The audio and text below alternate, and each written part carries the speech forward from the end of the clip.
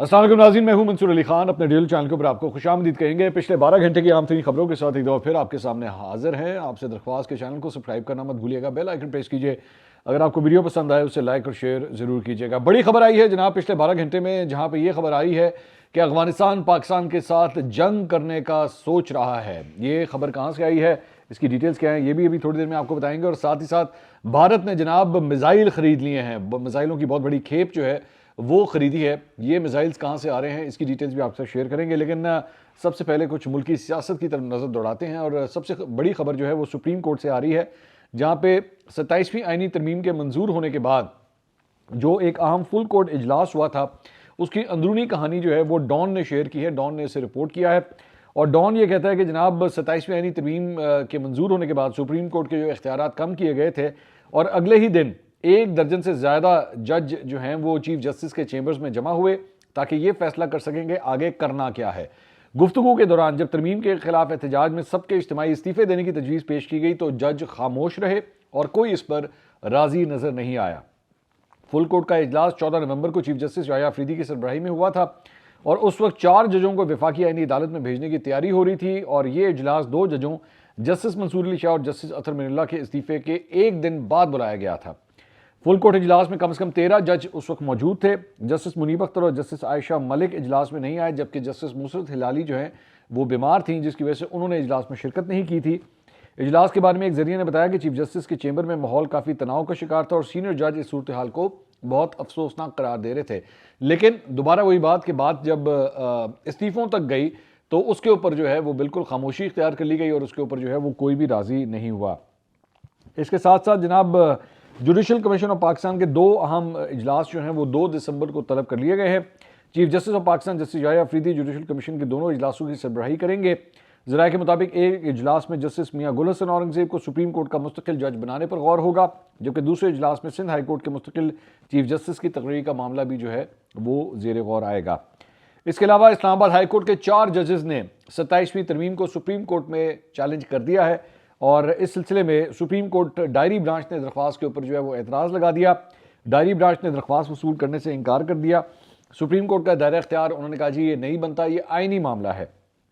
ترمیم چیلنج کرنے کے لیے ڈرافٹ تیار کر کے سپریم کورٹ بھیجا گیا تھا۔ جسٹس محسن اختر کیانی، جسٹس بابر ستار، جسٹس سمن رفت امتیاز اور جسٹس سردار اعجاز اسحاق خان، ان 4 ججز نے جو ہے وہ 27ویں آئینی ترمیم کو چیلنج کیا تھا، اور یہ وہی 4 ججز ہیں جن کے حوالے سے پچھلے کئی دنوں سے، کئی ہفتوں سے، بلکہ مہینوں سے جو ہے وہ یہ باتیں ہو رہی ہیں کہ جناب ان کو یہاں سے ٹرانسفر کرنا ہے، اور 27ویں آئینی ترمیم کے اندر ہی جو ہے وہ آپ جانتے ہیں کہ ججز کو ٹرانسفر کرنے کے حوالے سے جو ہے باقاعدہ طور پہ قانون سازی کی گئی ہے، اور بار بار انہی ججز کے نام جو ہے وہ آتے رہے ہیں میڈیا کے اندر بھی کہ جناب ان کا جو ہے وہ کچھ نہ کچھ کیا جائے گا۔ اس کے ساتھ ساتھ آئی ایم ایف نے جناب پاکستان میں گورننس اور بدعنوانی سے متعلق اپنی ایک رپورٹ جاری کی ہے، جس میں پاکستان میں مسلسل بدعنوانی کے خدشات کی نشاندہی کرتے ہوئے آئی ایم ایف کا 15 نکاتی اصلاحاتی ایجنڈا فوری شروع کرنے کا مطالبہ کیا گیا ہے، جبکہ اس رپورٹ کا دائرہ صرف وفاقی سطح کی کرپشن اور گورننس کی حد تک ہے۔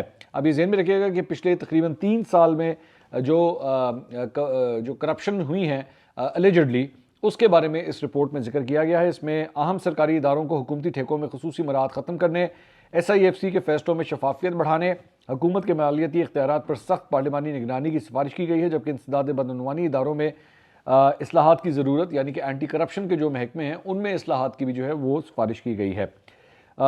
سیاسی اور معاشی اشرافیہ سرکاری پالیسیوں پر قبضہ کر کے معاشی ترقی میں رکاوٹ ڈال رہی ہے۔ اشرافیہ اپنی جیبیں بھرنے کے لیے معاشی ترقی میں رکاوٹ ڈال رہی ہیں۔ کرپشن کی نظر ہونے والی رقم سے پاکستان میں پیداوار اور ترقی میں اضافہ ہو سکتا ہے۔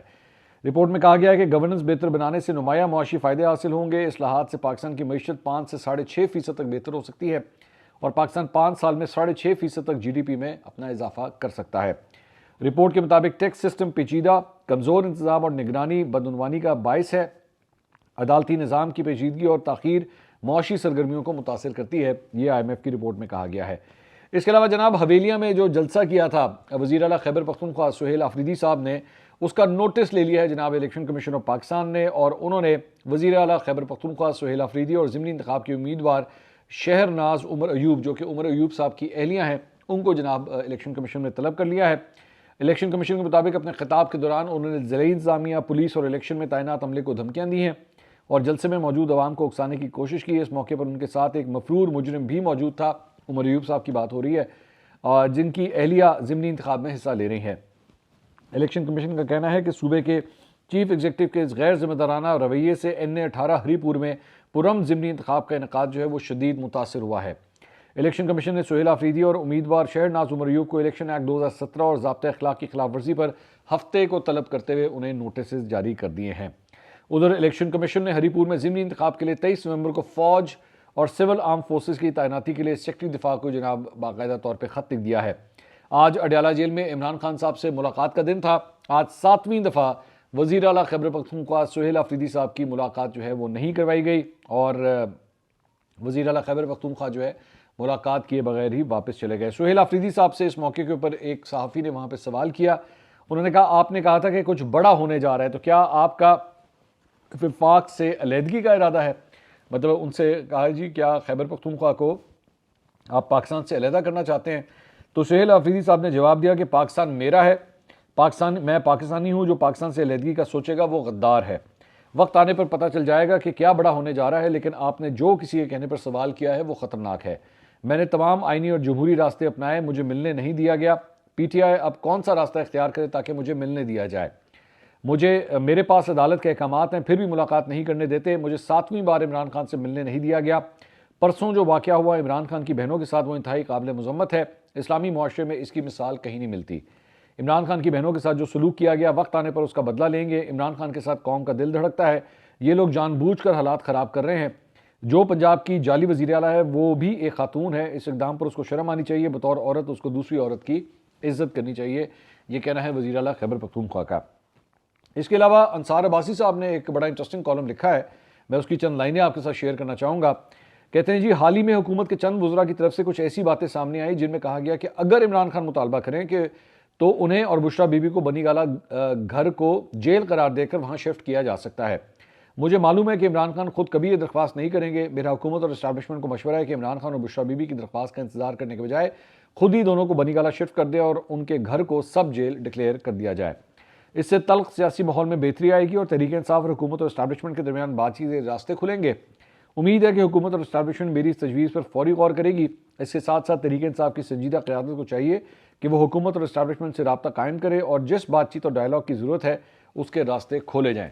سو بیسکلی انصار عباسی صاحب حکومت کو یہ تجویز دے رہے ہیں کہ جناب آپ جو ہے وہ عمران خان صاحب کو بنی گالہ شفٹ کر دیں تاکہ معاملہ جو ہے وہ آسانی سے حل کیے جا سکیں۔ اس کے علاوہ ARY پہ سینئر جرنلسٹ ہیں نعیم اشرف بٹ صاحب، انہوں نے ایک خبر دی ہے۔ انہوں نے کہا جی مولانا فضل الرحمان کو اپوزیشن اتحاد کا سربراہ بنانے پر تحریک انصاف کی دیگر جماعتوں کے ساتھ مشاورت۔ اسمبلی میں اپوزیشن لیڈر نامزدگی کے بعد محمود اچکزئی کو اتحاد کی سربراہی سے ہٹانے پر غور، مولانا سے 60% معاملات پر اتفاق ہو چکا ہے۔ یعنی بیسکلی جو جس طرح ایک آپ کو یاد ہوگا PDM بنی تھی عمران خان صاحب کی حکومت کے خلاف، جس میں مولانا صاحب اس کے سربراہ تھے، مسلم لیگ نون تھی، پیپلز پارٹی تھی، ایون دو پیپلز پارٹی بعد میں الگ ہو گئی تھی، تو یہ اس طرح کا ایک الائنس جو ہے اس کی سربراہی مولانا صاحب کو دینے کے اوپر جو ہے وہ غور کیا جا رہا ہے۔ اچھا ذہن میں رکھیے گا اس سے پہلے جتنی بھی دفعہ اس قسم کے احتجاج کی الائنس کی جو بات ہوئی تھی، تو اس وقت گنڈا پور صاحب جو ہے وہ چونکہ وزیر اعلیٰ ہوتے تھے خیبر پختونخوا کے، تو مولانا صاحب کے اگینسٹ جو ہے وہ ہمیشہ ایک دیوار کی طور پہ کھڑے ہوتے تھے، لیکن اب گنڈا پور صاحب جو ہیں he is not the CM any more, تو ہو سکتا ہے کہ اس مرتبہ مولانا صاحب کو جو ہے اس الائنس کا سربراہ بنا دیا جائے۔ اس کے علاوہ عمران خان صاحب کی بہن علیمہ خان 11 مرتبہ ناقابل ضمانت وارنٹ گرفتاری جاری ہونے کے بعد عدالت کے سامنے اب پیش ہو گئیں۔ علیمہ خان نے مقدمے میں شامل دہشت گردی کی دفعہ 780A کو چیلنج کرتے ہوئے اسے غیر قانونی قرار دینے کی استدعا دائر کی۔ انہوں نے اپنے خلاف جاری تمام وارنٹ منسوخ کرنے اور مجمل بینک اکاؤنٹس بحال کرنے کی درخواست کی۔ عدالت نے 780A ختم کرنے کی درخواست سماعت کے لیے منظور کرتے ہوئے وکیل سرکار کو نوٹس جاری کر دیا اور 26 نومبر کو دلائل جو ہے وہ طلب کر لیے ہیں۔ علیمہ خان کی پیشی کے موقع پر ہنگامہ خیز سماعت 1 گھنٹے سے زائد جاری رہی اور اس دوران سرکاری وکیل نے وارنٹ منسوخی اور بینک اکاؤنٹس بحالی کی سخت مخالفت کی۔ تاہم عدالت نے آئندہ تاریخ پر علیمہ خان کو حاضری لازمی بنانے کا حکم دیتے ہوئے جاری تمام وارنٹس ختم کر دیے اور آئندہ سماعت پر 5 گواہان کو بھی جو ہے وہ طلب کر دیا ہے۔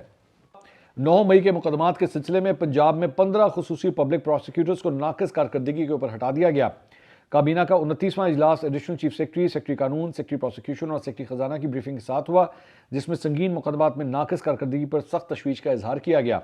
اجلاس کو بتایا گیا کہ انسداد دہشت گردی ایکٹ 1997 کی شق 18 کے تحت صوبے بھر میں 9 مئی کے واقعات سے متعلق درجنوں حساس مقدمات میں خصوصی پبلک پروسیکیوٹرز تعینات کیے گئے تھے تاکہ ریاستی موقف کی مضبوطی سے نمائندگی کی جا سکے. تاہم پروسیکیوٹر جنرل پنجاب نے ان پروسیکیوٹرز کی کارکردگی رپورٹس کا کابینہ کو پیش کی، جن میں انکشاف ہوا کہ ریاست کے اہم ترین مقدمات میں کئی پروسیکیوٹرز نے درجنوں سماعتوں کے باوجود نہ ہونے کے برابر جو ہیں وہ پیشیاں دیں.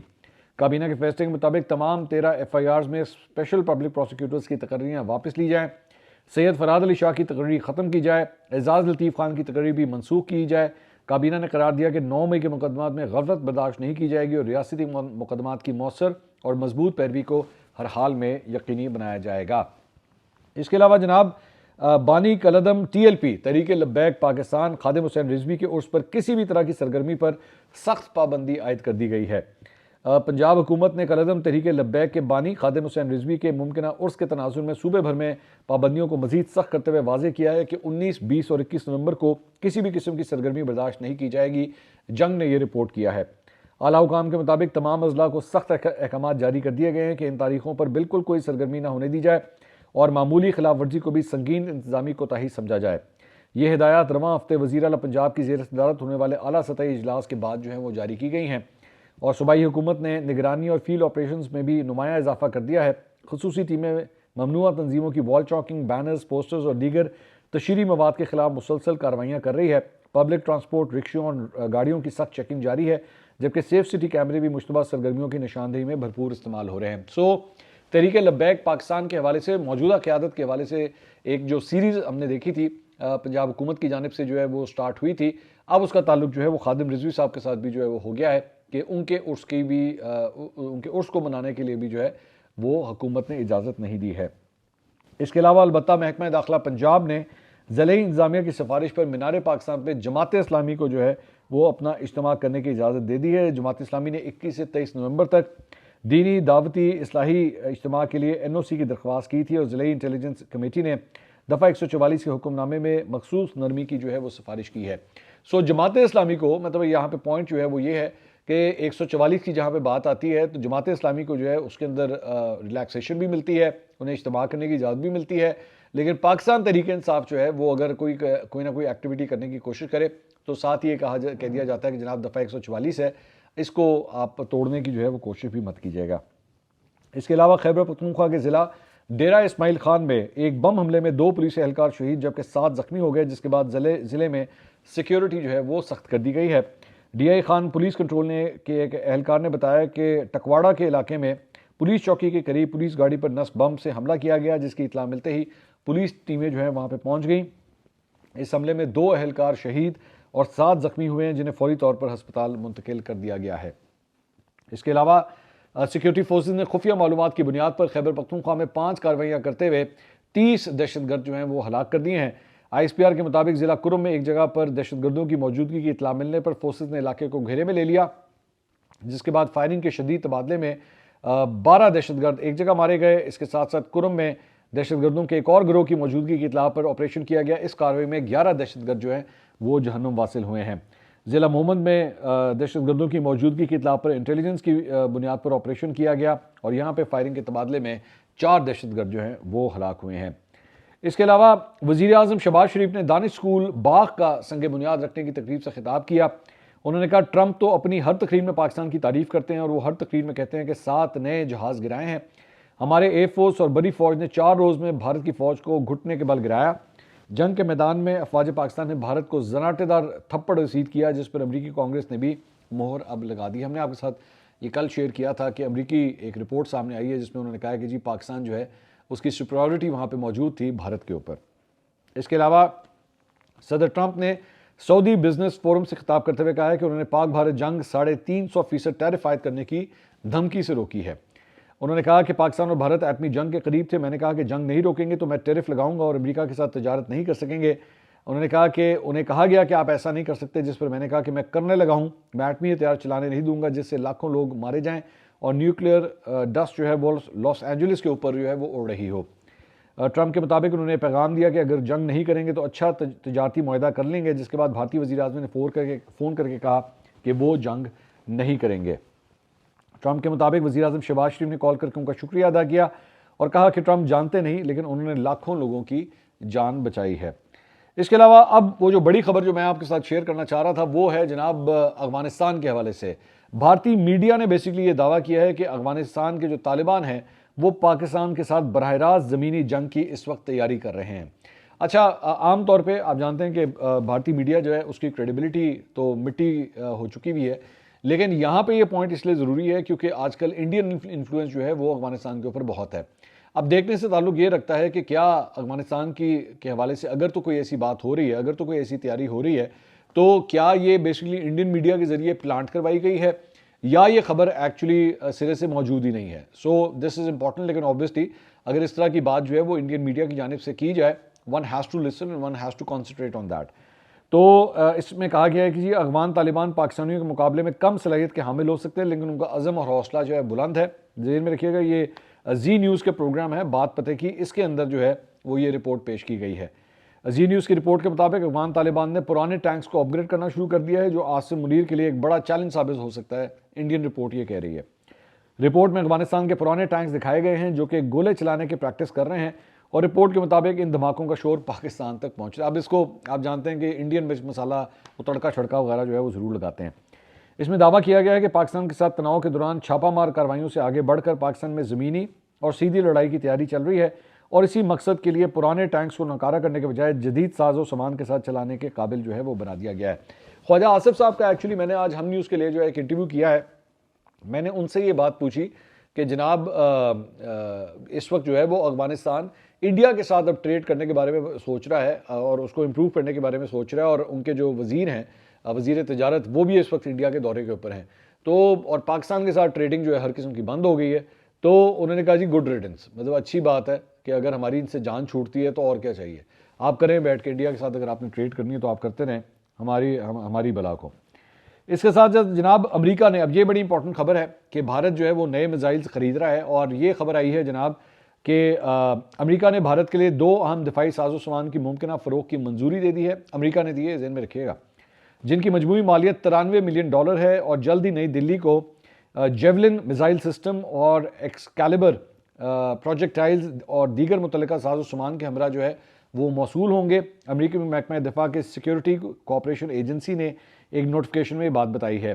DSCA جو اس ادارے کا نام ہے، اس نے کہا ہے کہ جی امریکہ محکمہ خارجہ نے جیولن میزائل سسٹم اور متعلقہ ساز و سامان کی ممکنہ فروخت کی منظوری دے دی ہے، جس کی لاگت کا تخمینہ $45.7 ملین ہے۔ بھارت نے 100 جیولن راؤنڈز، ایک javelin 148 missile fly to buy, 25 command launch units, missile simulation rounds, spare parts اور لائف سائیکل سپورٹ سمیت دیگر اشیاء کی جو ہے وہ درخواست کی ہے۔ سو بیسکلی انڈیا بھی جو ہے وہ اپنے ہتھیار بڑھا رہا ہے اور امریکہ اسے جو ہے وہ سپورٹ کر رہا ہے۔ نوٹیفیکیشن میں کہا گیا ہے کہ ساز و سامان اور سپورٹ کی مجوزہ فروخت سے علاقے میں بنیادی فوجی توازن میں کوئی فرق نہیں پڑے گا۔ یہ مجوزہ فروخت بھارت کی موجودہ اور مستقبل کے خطرات سے نمٹنے کی صلاحیت کو بہتر بنائے گی، کیونکہ یہ پریسیشن صلاحیت والا ساز و سامان فراہم کرے گی جو اس کی بریگیڈز میں پہلی ضرب کی درستگی کو بڑھا دے گا۔ تو یہ بیسکلی امریکہ کی جانب سے جناب ان کو جو ہے وہ سپورٹ کیا جا رہا ہے۔ اس کے علاوہ یہ چند تصاویر جو ہیں وہ بڑی انٹرسٹنگ سامنے آئی ہیں، جہاں پہ دبئی کے اندر جو ایک ایئر شو ہو رہا ہے، اور وہاں پہ جو پاکستانی لڑاکا طیارہ JF-17 ایگزیبیشن کے لیے وہاں پہ پیش کیا گیا ہے، تو انڈین جو پائلٹس ہیں انہوں نے آ کے اس پاکستانی جہاز کے ساتھ کھڑے ہو کے جو ہے وہ تصویریں کھنچوائی ہیں۔ Now this is very interesting، یہ آپ تصویریں آپ اسکرین پہ بھی دیکھ سکتے ہیں۔ تو اس کے بعد جو ہے وہ سوشل میڈیا کے اوپر طرح طرح کے اس کے اوپر تبصرے ہو رہے ہیں کہ جناب ایک جگہ جو ہے وہ آپ ان کے ساتھ جنگ بھی کرتے ہیں، اور اس کے بعد آپ پاکستانی لڑاکا طیاروں سے جو ہے وہ اتنے امپریس ہیں کہ ان کے ساتھ آ کے جو ہے وہ تصویریں کھنچانا بھی جو ہے بڑا امپورٹنٹ سمجھتے ہیں۔ تو ظاہری بات ہے، آپ مانیں یا نہ مانیں، انڈیا مانے یا نہ مانے، لیکن پوری دنیا مانتی ہے کہ پاکستان کی ایئر سپیریورٹی جو ہے وہاں پہ موجود تھی۔ اب تو کانگریس کی اپنی رپورٹ بھی جو ہے وہ یہی بات بتا رہی ہے کہ پاکستان نے جو ہے وہ انڈیا کو اوور پاور کیا ہے۔ بہرحال اب تک کی اپڈیٹس اتنی تھی، اگلی ویڈیو میں آپ سے دوبارہ ملاقات ہوگی۔ اللہ حافظ۔